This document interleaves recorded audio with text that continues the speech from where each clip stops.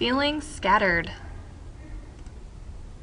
Can all data be plotted and graphed on a coordinate grid as neatly as in the functions below? In this lesson, you will extend your thinking about graphing data by looking for relationships between data that cannot be described by a specific function rule. Since elementary school, you have focused on univariate data. Univariate data is data that represents only one variable. Here are some examples. The heights of NBA players, the amount of rainfall, and gasoline prices. You've just seen some examples of graphs of how univariate data can be displayed. This year, we began analyzing data with two variables. This kind of data set is known as bivariate data. Bivariate data is data that represents two variables. And here are some examples of bivariate data. The number of students in a school and the yearly budget for a school. The number of hours that students study for an exam and their score on the exam. Notice that in both of those examples, the two variables are being compared. How can you remember the difference between univariate and bivariate data? Well, the way I remember the difference is I look at the prefix uni in univariate and bi in bivariate. Uni means one. Think of a unicycle. It has one wheel. Bi means two. Think of a bicycle. It has two wheels. So univariate means one variable, and bivariate means two variables. So to visually represent bivariate data, we use what's called a scatter plot. A scatter plot is a graph with points plotted to show a possible relationship between two sets of data. So together, why don't we create a scatter plot? This is the guided practice. The table shows the number of cookies in a jar from the time since they were baked. Graph a scatter plot of the data. So let's look at this table. We see time since baked. In parentheses we see D. What do you think D stands for? I'm thinking D stands for days. So after 1 day there were 18 cookies in the jar. After 2 days there were 16 cookies.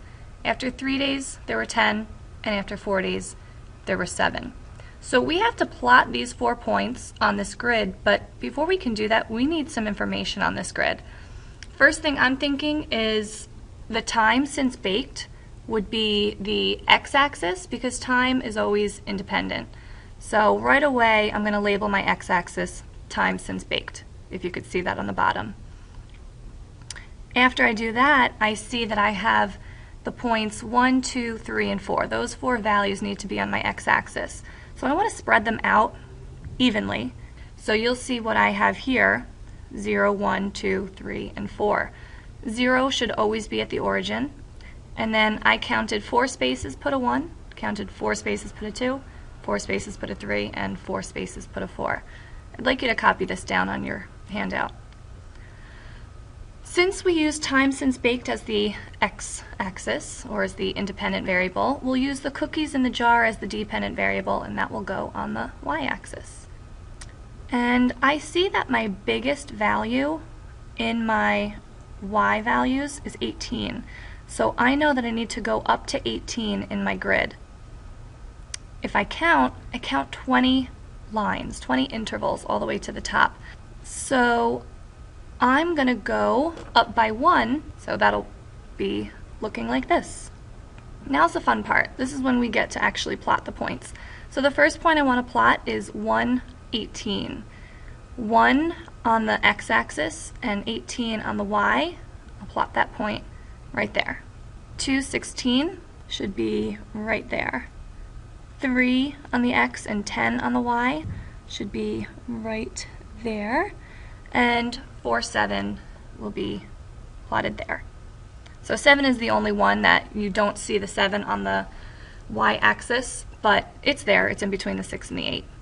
We need one more thing on this graph, and what do you think it is? A title. So we'll call it the cookie jar. So now I'd like you to turn to the back of the worksheet and you'll see 3 scatter plots. We're going to talk about these a little bit. Scatter plot relationships. A correlation describes a strong relationship between 2 sets of data. A scatter plot may show the type of correlation. So here are those same 3 scatter plots that you see on your worksheet. And these 3 scatter plots show some type of correlation. If you see in the first graph, we see the points are kind of working their way upwards. So as the x values are increasing, the y values are also increasing. It's kind of like the slope of a line. So if you saw a line working its way upwards, what kind of slope would that line have? We call this a positive correlation. I'm sure you could figure out the next one. As the x values are increasing, the y values in this case are decreasing. So we call this a negative correlation. Now this last scatter plot looks kind of weird. Do you see a trend of all the data increasing or decreasing? I don't. I'm seeing it very scattered. And when you don't see a trend, if the data is increasing or decreasing, we actually say that there's no correlation. So this one has none. I'd like you now to identify the type of correlation from the cookie jar scatter plot that you graphed on the front of the handout. Does it have a positive, a negative, or no correlation? If you said a negative correlation, you'd be right, because as the time increases, the number of cookies decreases. So as x increases, y is decreasing. That represents a negative correlation. Okay, I think it's time for you to try it on your own. So here's your example. Neil kept track of the number of minutes it took him to assemble sandwiches at his restaurant. The information is represented in the table below. Here's the table. Notice that the 5 values for the minutes are missing on your handout, so you'll need to fill in those 5 values. And then I'm going to ask you to do 2 things.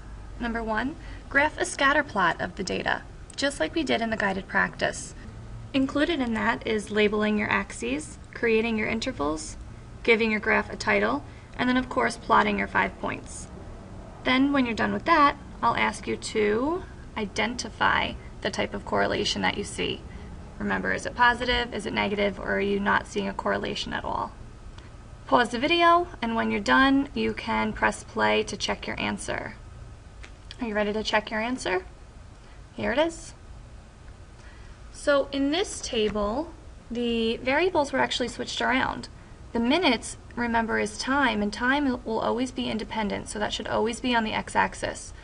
The number of sandwiches in this case, even though it's written first, would be on your y-axis. If you had spread your intervals apart a little bit more, that would be absolutely fine. In fact, the way I have it represented is probably too squished. Make sure that you labeled your axes, you gave your graph a title. It doesn't have to be the same as mine. And then when I asked you to identify the type of correlation, you should have seen that this was a positive correlation, because as the number of minutes increases, the number of sandwiches also increases. So you see a positive or an increase trend. How did you do? Now I'd like you to take a minute and think about some of the big ideas presented in this video. What do you want to remember? Pause the video and jot some of these ideas down in the "What's the big idea" box. When you're ready, you can press play. In the box below that, you see the word prediction. So here's my question. How can we use a scatter plot to make a prediction? What's your prediction? We'll talk about this tomorrow. In this lesson, you have extended your thinking about graphing data by looking for relationships between bivariate data displayed in a scatter plot. I look forward to extending our thinking even more tomorrow. See you then. Good night.